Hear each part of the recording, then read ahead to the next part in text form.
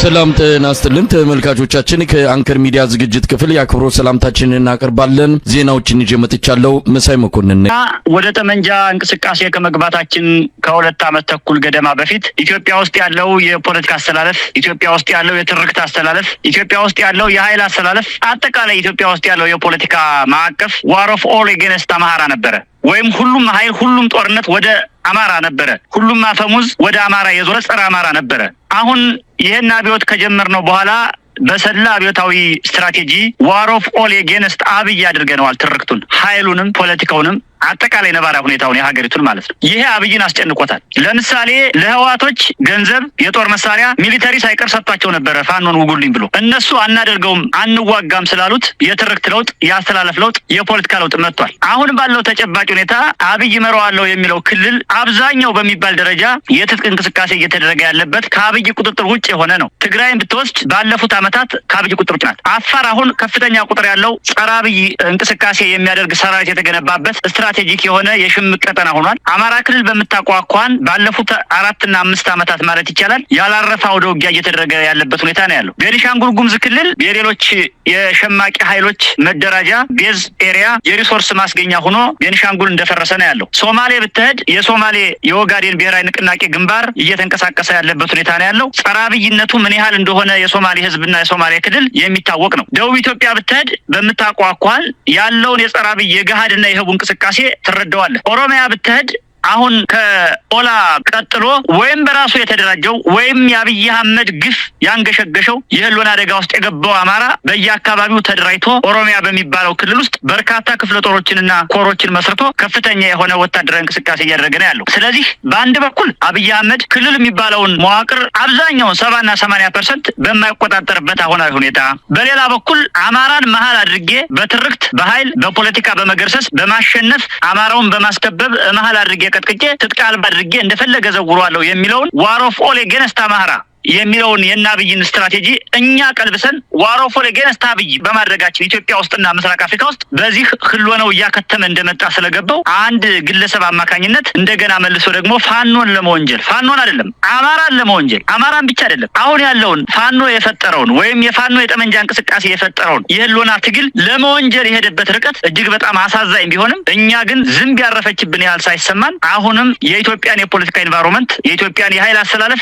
የኢትዮጵያን አጠቃላይ ነባራዊ ፖለቲካ ሁኔታ ወደ ዋር ኦፍ ኦል አጌንስት አብይ እንደቀየር ነው። አሁንም በእጃችን እንደተቆጣጠር ነው እየገሰገስን ነውና የአብይ አህመድ ሐሰተኛ ትርክትና ውንጀላ እኛን አይደለም ወደ ኋላ የሚመልሰን፣ እኛን አይደለም የሚያሸማቀቀን፣ ለደቂቃ ቢሆን የማያስቆመንና ያቀርነውን የምንሰራ ያለምነውን የምንፈጽም ህልማችን እየኖርን ያለን እውነተኛ የአማራ ህዝብ የህልውና አደጋ ቀልባሽ መሪዎች እንደሆንን በተግባር እያሳየን ያለንበት ሁኔታ ነው ያለው። እዚህ ላይ ትኩረት ሊሰጠው የሚገባ አሁንም ህዝባችን ደግሞ ደጋግሞ የአማራውም ህዝብ የኢትዮጵያም ህዝብ ሊያስብበት የሚገባው ቁልፍ ጉዳይ አንደኛ ይሄ ትግል የአማራ ህዝብ ትግል ብቻ አይደለም። ኢትዮጵያ ውስጥ ያለን ጨፍጫፊ መንግስት፣ አምባገነን አገዛዝ፣ መሀይማንን መገርሰስ መጣል የአማራው ብቻ ሳይሆን የመላ ኢትዮጵያዊ ነው። አብይ የበደለው፣ አብይ የገደለው፣ አብይ የመዘበረው አማራውን ብቻ አይደለም። ያልመዘበረው፣ ያልጨፈጨፈው፣ ያልገደለው ኢትዮጵያዊ የለም። አማራው በፊት አውራሪነት የትጥቅ ትግል ይጀምር እንጂ በአብይ ላይ ሌላውም ህዝብ በሂደት ቀስ እያለ ወደ ትግሉ እየመጣ በመሆኑ አሁንም ሊተባበር ይገባዋልና እና አብይ አህመድ የሚያመጧቸው ክሶች፣ ውንጀላዎች፣ ሽሙጦች፣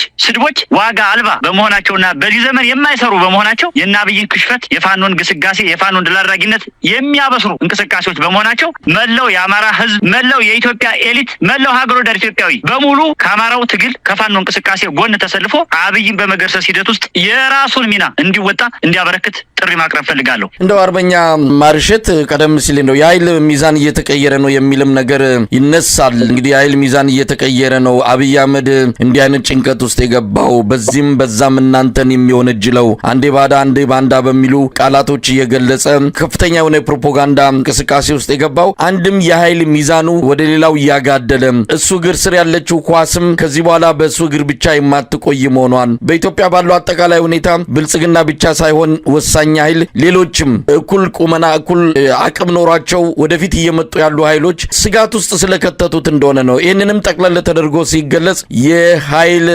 ሚዛኑ ተቀይሯል ወደሚል ድምዳሜ ላይ የሚያደርስ ነው። ይህንን እንዴት ነው በዝርዝር መግለጽ የሚቻለው? ትክክለኛ ሐሳብ ነው መሳይ።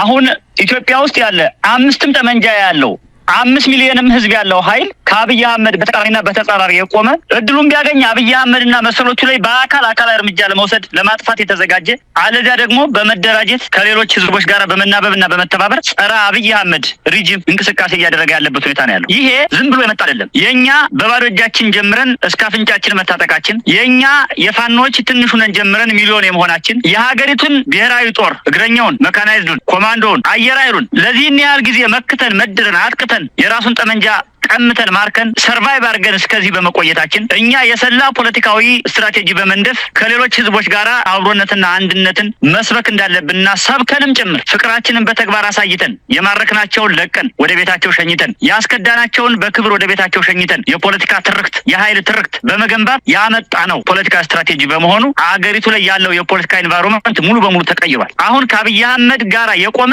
አንድ ኃይል የለም። ሁሉም ኃይል የቆመው ከአብይ አህመድ በተቃራኒ ጎራ ነው። ይሄ ደግሞ ዝም ብሎ የመጣ ሳይሆን በእኛ የሰላ አብዮታዊ እንቅስቃሴ የመጣ ነው። የዚያ ውጤት ነው ይሄ። ስለዚህ ማንም ኃይል የትኛውም መልክዓ ምድር ውስጥ ያለ ኢትዮጵያ ውስጥ ምስራቅ አፍሪካ ጭምር ከአብይ አህመድ በተቃራኒ እንዲቆም ያደረግነው እኛ ባመጣ ነው የፖለቲካና የኃይል ድል መሆኑ ሊመዘገብና ሊታወቅ ይገባል። ይሄን እንግዲህ ወደ ምን ቀየሩት መሰለህና አብይ እኛ ሊደርሺፑን እንዳልያዝ ነው ሁለተኛ አካል እንደሆን ስንዋጋ ስንታገል ሀሳቡም ኃይሉን ጉልበቱም ስትራቴጂውም የኛ እንዳልሆነ ለማስመሰል ነበር ከፍተኛ ጥረት እያደረጉ ያሉት። ይሄ ግን ፍጹም ሐሰተኛ መሆኑን በማስረጃ ለማቅረብ ያክል አማራ በታሪኩ እንዲህ አይነት ፋናዊና አማራዊ የህልውና ተጋድሎ አድርጎም አያውቅም። ስለዚህ ስደተኛ የነበረውን የአማራን ትግል ወደ ሀገር ቤት በማምጣት የፖለቲካና የኃይል ስትራቴጂ ሀገር ቤት በመትከል አማራው በራሱ ህዝብ በራሱ ሊደርሺፕ በራሱ መልክዓ ምድር በራሱ የተፈጥሮ ሀብት በራሱ ጊዜና ጉልበት በራሱ መስዋዕትነት ታግሎ አምባገነን አገዛዝን ጨፍጫፊ አገዛዝን መጣል እንደሚችል መሬት ላይ ትግሉን ስታብሊሽ አድርጎ ቀጥሎ ወደ ግንባታ ሲሸጋገር ሌሎች ኃይሎች ጋር ያለው ትብብር ያለው አዎንታዊ እይታ እየጨመረ በመምጣቱ የአብይ አህመድ ህልውና እያዘቀዘቀ በመምጣቱ ምክንያት የተፈጠረ ትርክት ነው መሳይና የኢትዮጵያ የፖለቲካ ኢንቫይሮንመንት አሁን ዋር ኦፍ ኦል አጌንስት አብይ እንዲሆን አድርገነዋል።